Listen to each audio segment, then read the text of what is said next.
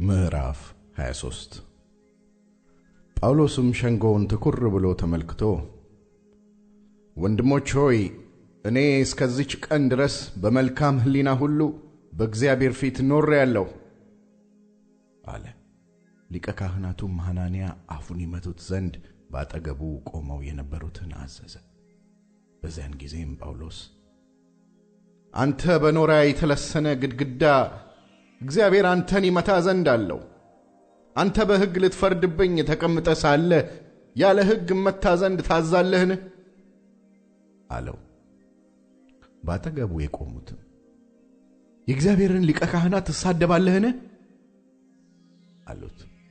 ጳውሎስም ወንድሞች ሆይ ሊቀ ካህናት መሆኑን ባላውቅ ነው፣ በሕዝብህ አለቃ ላይ ክፉ ቃል አትናገር ተብሎ ተጽፏልና አላቸው። ጳውሎስ ግን እኩሌቶቹ ሰዱቃውያን እኩሌቶቹም ፈሪሳውያን መሆናቸውን አይቶ ወንድሞች ሆይ እኔ ፈሪሳዊ የፈሪሳዊም ልጅ ነኝ፣ ስለ ተስፋና ስለ ሙታን መነሳት ይፈርዱብኛል ብሎ በሸንጎው ጮኸ።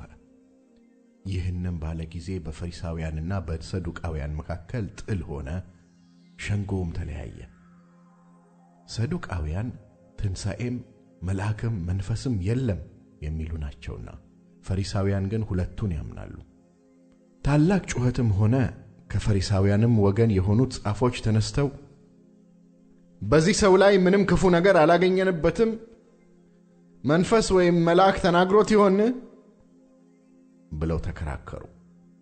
ብዙ ጥልም በሆነ ጊዜ የሻለቃው ጳውሎስን እንዳይገነጣጥሉት ፈርቶ ጭፍሮቹ ወርደው ከመካከላቸው እንዲነጥቁት ወደ ሰፈሩም እንዲያገቡት አዘዘ።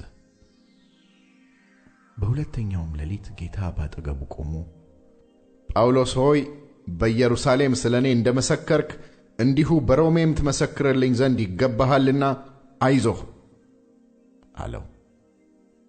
በጠባም ጊዜ አይሁድ ጳውሎስን እስኪገድሉት ድረስ እንዳይበሉና እንዳይጠጡ በመሐላ ተስማሙ። ይህንም ሴራ ያደረጉት ሰዎች ከ40 ይበዙ ነበር።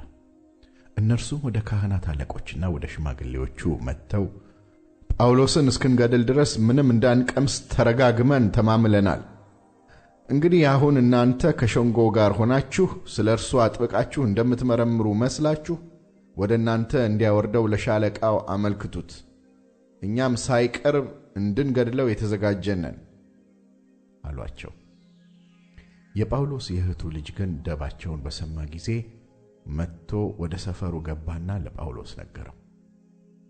ጳውሎስም ከመቶ አለቆች አንዱን ጠርቶ ይህን ብላቴና ወደ ሻለቃው ውሰድ፣ የሚያወራለት ነገር አለውና አለው። እርሱም ይዞት ወደ ሻለቃው ወሰደውና ይህ ብላቴና የሚነግርህ ነገር ስላለው እስረኛው ጳውሎስ ጠርቶ ወደ አንተ እንድወስደው ለመነኝ አለው። የሻለቃውም እጁን ይዞ ፈቀቅ አለና ለብቻው ሆኖ የምታወራልኝ ነገር ምንድን ነው ብሎ ጠየቀው።